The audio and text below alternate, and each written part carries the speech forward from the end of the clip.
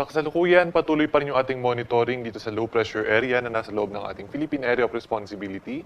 Huling namataan sa may layong 800 kilometers sa may silangan ng extreme northern Luzon. Halos wala itong kaulapan at medyo malaki rin yung circulation nitong nasabing low pressure area. Samantalang meron din tayo minomonitor na isa pang low pressure area sa labas ng ating PAR at huli itong namataan sa may layong 1,850 kilometers sa may silangan ng southeastern Luzon.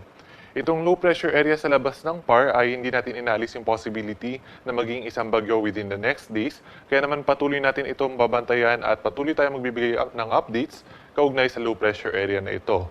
Samantalang yung low pressure area naman sa loob ng PAR ay possible po mag-dissipate within the day. Kaya naman sa mga susunod na mga oras, ay wala naman ito magiging direktang epekto sa namang bahagi ng ating bansa. Bagamat yung trough ng low pressure area na ito ang siyang nagdadala ng maulap na kalangitan na may kalat-kalat na mapag-ulan, especially sa may bahagi ng Visayas at sa may Mindanao. At para naman sa magiging lagay ng panahon sa Kalakhang Luzon ngayong araw, inaasahan natin na magpapatuloy pa rin yung maulap na kalangitan na may kalat-kalat na mga pag-ulan, pagkidlat at pagkulog sa may northern Palawan area, kasama na rin yung Kalayaan Islands dahil po sa epekto ng hanging habagat o ng southwest monsoon.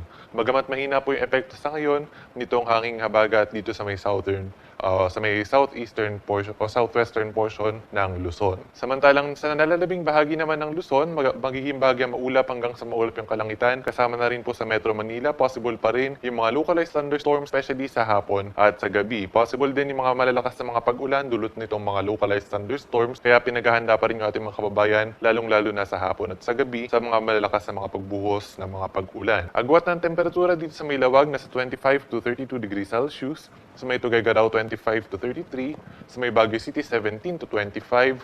Sa may Metro Manila, Legazpi, gayon din sa may Kalayaan Islands at sa may Puerto Princesa, nasa 24 to 32 degrees Celsius. At dito naman sa may Tagaytay, 22 to 30 degrees Celsius. At para naman sa magiging lagay ng panahon sa buong Kalakhang, Visayas at Mindanao, inaasahan natin na sa buong Visayas ay magiging maulap yung kalangitan na may kalat-kalat na mga pag-ulan, pagkidlat at pagkulog. Dulot yan ng trough nitong low pressure area sa loob ng PAR. Samantalang dito naman sa may Mindanao, sa may northern portion ng Mindanao, kasama na yung Zamboanga Peninsula, northern Mindanao, sa may Caraga at gayon din sa may Davao region, possible pa rin maging maulap yung kalangitan na may kalat-kalat na mga pag-ulan, dulot pa rin ng trough nitong low pressure area. At sa nalalabing bahagi ng Mindanao, inaasahan natin na magiging bahagi maulap hanggang sa maulap yung kalangitan at possible pa rin yung mga localized thunderstorms, especially sa hapon at sa gabi. Agwat ng temperatura sa may Iloilo at Metro Cebu nasa 25 to 31 degrees Celsius. Sa may Tacloban, Cagayan de Oro, Davao City at sa may Zamboanga City, ang agwat ng temperatura ay nasa 25 to 32 degrees Celsius. At sa ngayon wala tayong nakataas na gale warning sa namang baybayin ng ating bansa. Malaya makakapalaot yung ating mga kababayang mga isda at may maliliit na sasakyang pandagat. Para naman sa ating 3-day weather outlook simula bukas, araw ng Biyernes hanggang sa araw ng Linggo, dahil nga unti-unting papasok itong low pressure area sa labas ng PAR, inaasahan natin na ito yung bahagyang magpapalakas nitong